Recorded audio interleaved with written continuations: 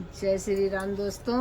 आज हम दोनों बहनें आपको एक गणेश भगवान का भजन सुनाने जा रहे हैं। कैसा लगा बताइएगा और लाइक और सब्सक्राइब करिएगा। चल भाई।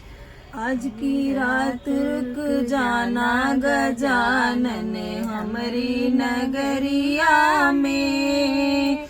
आज की रात रुक जाना गजानन हमारी नगरिया में। हमारी नगरिया में बगिया बहुत है। हमारी नगरिया में बगिया बहुत है। माला पहन के जाना गजानन हमारी नगरिया में। माला पहन के जाना गजानन हमारी नगरिया में।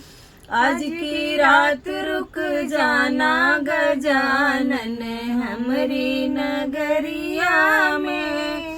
हमारी नगरिया में नदिया बहुत है। हमारी नगरिया में नदिया बहुत है। चरण धुला के जाना गजानन हमारी नगरिया में। चरण धुला के जाना गजानन हमारी नगरिया में। आज की रात रुक जाना गजानन हमारी नगरिया में।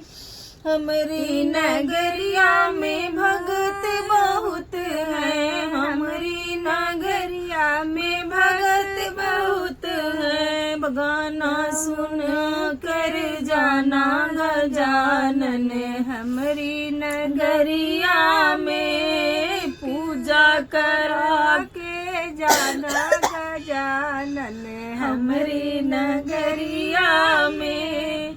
आज की रात रुक जाना गजानन हमारी नगरिया में। आज की रात रुक जाना गजानन हमारी नगरिया में। जय गणपति।